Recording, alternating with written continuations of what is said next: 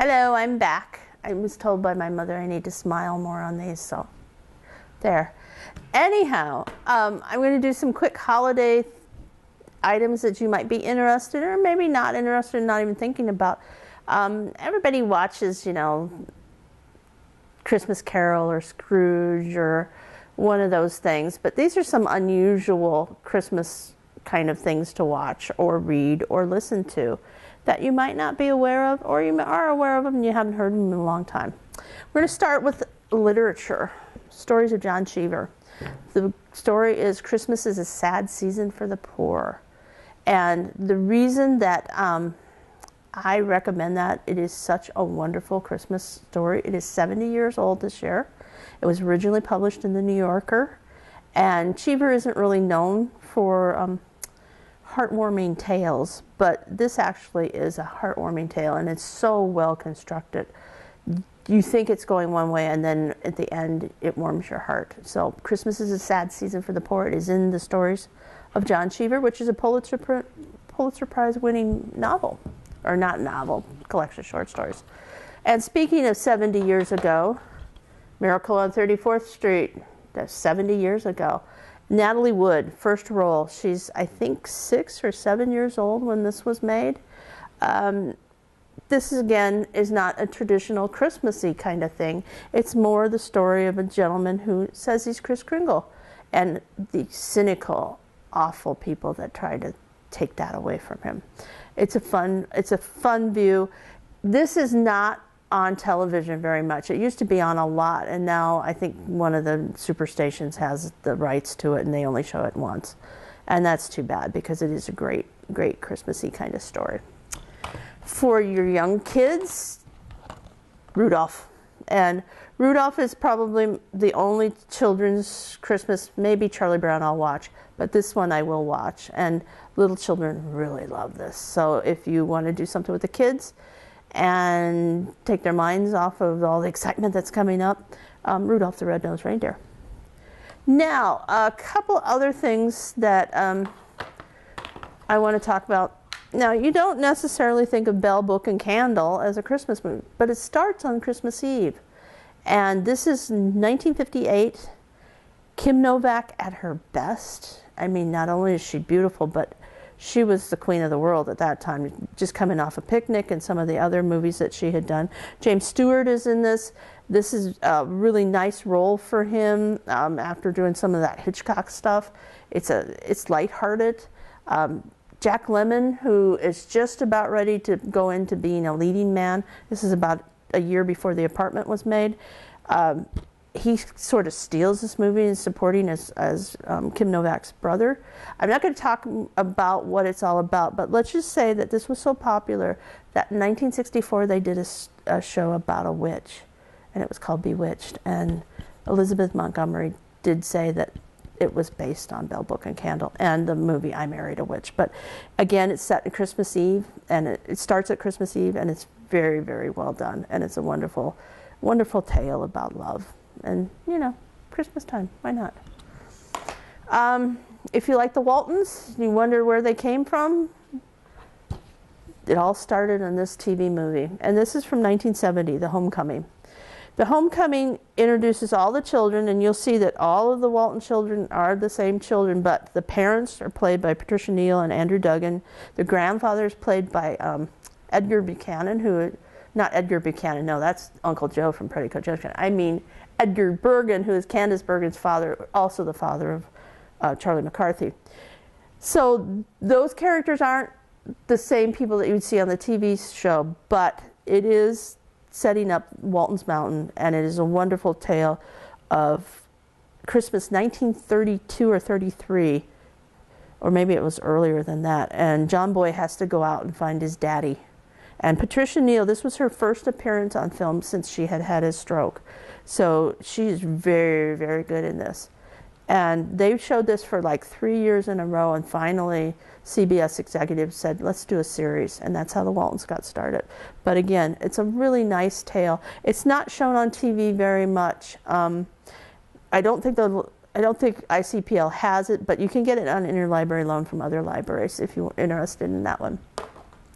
Now, another thing that's kind of weird that comes up through Christmassy kind of movies is tragedy. And The Family Stone, when it came out, and this came out in, I'm not quite sure, 2006, so this is 11 years old already. When this came out, it was touted as a comedy, so we all go to the movies and thinking we're going to laugh, and it's not a comedy. And it's about family, and it's about love, and it's about losing, and about having, and Sarah Jessica Parker is a great villain, and she's a villain in this, if you have to call somebody a villain. But it also introduces some new actors into this who hadn't done films before. Well, you know, it's interesting to see. You'll recognize people. That's what I love about movies like this. And also it has Diane Keaton, and you can't miss with Diane Keaton. Diane Keaton is such a great actress. And, you know, it is heartwarming, but again, it is very sad. So you have to be really careful about that when you view these things. So your listening pleasure, I like a lot of Christmas music. I'm not necessarily a Christmas kind of person, but I do like Christmas music for some reason. And one of the collections from about a decade ago is the Cocktails for Christmas collection. There were 5 of these. There's a best of, and I've got the best of. This is our copy. And then 4 other versions of it. Very popular. You don't have to go out and buy Peggy Lee's Christmas album, Dean Martin's Christmas album, although I own both of them. But it has everybody. It has Wayne Newton on it. It's got the Lennon sisters. It's got the best singer ever, Julie London, on it. And these are wonderful collections for just having around the house, and the Christmas songs that you're going to know, but sang by different people. And so I really did enjoy this, and I love this series. I've got all 4 of the regular CDs at home. But again, it's something to put on. You're trimming the tree, or you're, have friends over. It's a good thing to put on, and then you can laugh at that. So that's a great collection. Phil Spector, Merry Christmas to You. People don't like to admit that they love this record, but it is a great record. And this has Darlene Love's Christmas Baby Please Come Home on it. So if you're missing her from not being on Letterman anymore, listen to this. But there's also some really good ones in here. Frosty the Snowman, Rudolph the Red-Nosed Reindeer, I Saw Mommy Kissing Santa Claus. Great music, and done with the wall of sound. So I would recommend that. If you want traditional, your singers, I would recommend any Bing Crosby, Dean Martin, Rosemary Clooney, the Great American Songbook, Great American Singers, the Torch Singers from the 40s and the 50s, all did Christmas albums. Everybody did Christmas albums. Most of them are very, very good. The only persons whose albums I don't like at Christmas time are Barbra Streisand's. And I love Barbra Streisand, but I don't think her 2 Christmas records are very good. So, but Johnny Mathis is the Christmas guy. Of course, do I have any Johnny Mathis on the shelf for me to pull today? No, because all of you realize that too. This is one of my favorites, and I own this one too. It's Rock and Roll Christmas, and this is obscure rock and roll songs from Christmas time.